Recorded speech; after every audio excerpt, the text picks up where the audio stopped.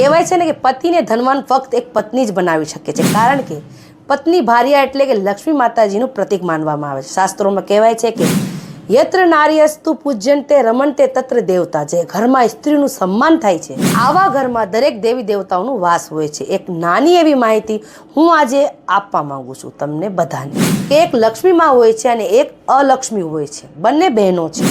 એ જ રીતે દરેક સ્ત્રીઓ એક સરખી નથી હોતી। અમુક સ્ત્રીઓમાં લક્ષ્મી માતાજીનો વાસ હોય છે અને અમુક સ્ત્રીઓમાં અલક્ષ્મીનો વાસ હોય છે।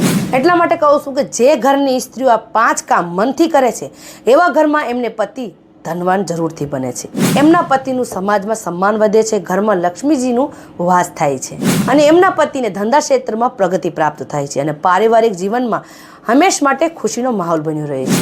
તો પહેલું, સ્ત્રીઓને સવારે ઉઠીને શુદ્ધ થયા બાદ ઘરમાં પૂજાપાઠ નિયમિત રૂપથી જરૂર કરવું જોઈએ, જેથી ઘરમાં સુખ શાંતિ બની રહે। બીજું, સ્ત્રીઓને દરરોજ સવારે શુદ્ધ થયા બાદ તુલસી માજીને જલ અર્પણ જરૂર કરવું જોઈએ। ત્રીજું, સ્ત્રીઓ સંધ્યા સમયે ઘીનું દીપક અથવા તેલનું દીપક આડી વાટનો માતાજીને, કુલદેવીને અથવા ઈષ્ટ દેવતાને જરૂર કરવું જોઈએ। ચોથું, સ્ત્રીઓને સદૈવ માટે મુખ ઉપર મુસ્કુરાહટ જરૂરથી રાખવી જોઈએ, કારણ કે હસતો ચહેરો માતાજીનો સ્વરૂપ ગણાય છે, જેથી ઘરમાં સકારાત્મક ઉર્જાનો વાસ રહે છે અને ક્રોધિત ચહેરો રાક્ષસ રૂપી ગણાય છે, જેથી ઘરમાં નકારાત્મક શક્તિનો વાસ થાય છે અને ઘરમાં નકારાત્મકતાનો માહોલ રહે છે। પાંચમું, સ્ત્રીઓને કોઈ પણ એક મંત્ર જાપ ઘરમાં જરૂર કરવા જોઈએ, જેથી ઘરનું શુદ્ધિકરણ થાય અને ઘરમાં સકારાત્મક ઉર્જાનો વાસ થાય અને ઘરમાં પોઝિટિવિટી બની રહે અને એનર્જી સદૈવ માટે રહે।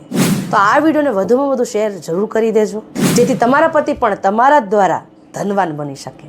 જય માતાજી।